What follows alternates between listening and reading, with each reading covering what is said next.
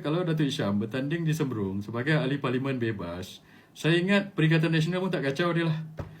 Saya rasa lah ya. I don't think so. Saya rasa kalau Datuk Seri Syamuddin bertanding di Semberung atas tiket bebas, Perikatan Nasional pun bagi laluan. Saya tak tahulah tanya orang Perikatan Nasional. Sekarang ni, saya tengok kita punya affiliation to political party dah semakin berkurangan. Dia bukan macam dulu.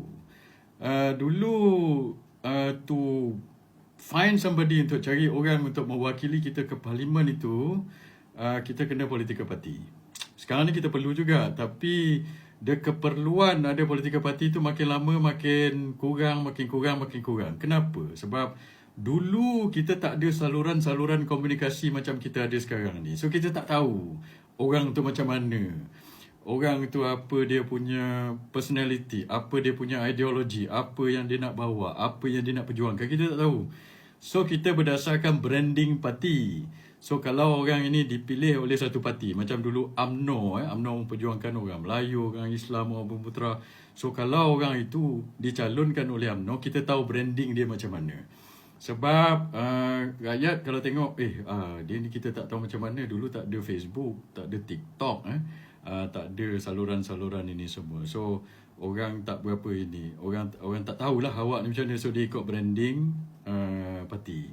Tapi sekarang ni sebenarnya pasal social media ini, so personality ni dia ada branding dia sendiri.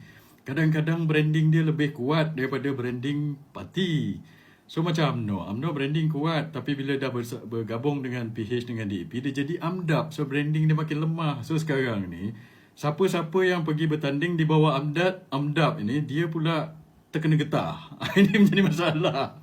Dia branding dia kuat. So sebab tu macam kata Datuk Isyamuddin, dia pergi bertanding. Esok dia pergi bertanding bawah AMDAP, dia pula kena getah pula dah. Padahal branding dia lebih kuat daripada branding AMDAP. Itu menjadi masalah. So sebab itu saya cakap, sekarang ini kalau kamu pergi bertanding bawah tiket kamu sendirilah, itu saya rasa tak menjadi masalah. So tak apalah dia orang geng-geng AMDAP dia tak makan. Itu hari Tun Mahathir pun ada cakap, Tun Mahathir ni dia punya akal panjang, dia boleh nampak benda yang lebih awal daripada orang lain. Dia kata tak apalah, tak payah political party lah, kita bergabung aja. Esok jadi kita ada satu coalition. So dia dah nampak benda ni. Kenapa? Sebab ada masalah sekarang ni bila kamu bertanding di bawah political party. Satu masalah adalah sekarang ini ada akta lompat parti. So dulu saya antara orang yang perjuangkan akta lompat parti ni, tetapi akta lompat, sebab masa itu ada banyak lompat-lompat parti menjadi ketidakstabilan dalam parlimen dan dalam kerajaan. Tetapi akta lompat parti yang dibuat oleh orang-orang tertentu ni different dan apa yang kita envision dulu. So akta lompat parti yang sekarang ni memberikan kuasa yang besar kepada presiden parti. Itu menjadi masalah. So kalau kamu undi seseorang di bawah parti tertentu ini, kamu undi dia, kita nak bawa aspirasi kita lah pada tempat itu. Tetapi sebab dia bertanding di bawah tiket parti itu, bila dia menang esok, dia tak boleh nak ikut cakap kita, dia kena ikut cakap presiden parti dia. Presiden parti, akta lompat parti sedia ada memberikan kuasa yang besar kepada presiden parti. Tak ikut cakap, kena gantung macam Datuk Isyamuddin, tak boleh nak buat apa. Lepas tu kalau kita lompat pula parti, terus jatuh sebagai ahli parlimen. So dia jadi ineffectual kat situ tau. Tak efektif dekat situ sebagai ahli parlimen. So sebab itu, bila katakan kamu bertanding atas tiket AMDAP, katakan UMNO katakan Zahid Hamidi bawa UMNO bersama PH dengan DAP pergi pilihan raya, tu tiket AMDAP lah tu. Satu, kita tak tahu, kamu tak tahu penyokong di bawah ni macam mana. Sebab sekarang satu lagi faktor, kebanyakan rakyat sekarang, pengundi-pengundi sekarang, dia tak berparti. Most people, anak-anak muda bukan ahli parti. Dia dia tak ada kena-mengena dengan parti. So bila dia tak berparti tu, so kamu parti mana pun sebenarnya dia dah jadi tak kisah. Banyak sangat parti sekarang ini. So sebab itu, bila kamu pergi pada satu parti tu, dah lah dia tak suka apa tu coalition party itu, katakan orang Melayu, anak muda Melayu tak suka dengan coalition PH-DAP. Dan sekarang ni anak muda pun tak suka Anwar Ibrahim, so dah lah dia tak suka DAP. Anwar Ibrahim pula macam itu, anak muda mahasiswa pun bakar karikatur Anwar Ibrahim, kamu pula nak pergi dengan dia bawa branding itu, itu menjadi masalah.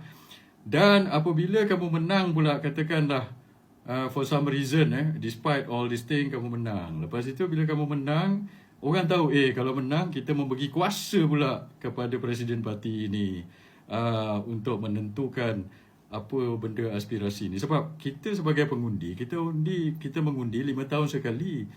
Lepas itu dalam antara tempoh pilihan raya ke pilihan raya 5 tahun itu, dia orang tak peduli pun pada kita, ahli-ahli parlimen ni kebanyakannya. Apa yang dia buat, dia terpaksa ikut presiden parti dia. So adakah orang macam ini yang kita nak? So sebab itu saya cakap, sebab faktor-faktor ini, faktor calon itu pergi parti mana, dia kurang memberangsangkan ataupun memberi kesan kepada pengundi anymore.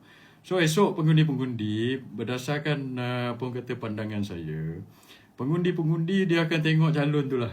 So sebab sekarang ni PRU 16, awak sebagai pengundi mana-mana kawasan, awak senaraikanlah sesiapa-siapa yang awak nak wakil parlimen awak. So kalau dia masuk parlimen sebagai calon bebas pun, kata dia menang kawasan itu, dia bebas pun bagus.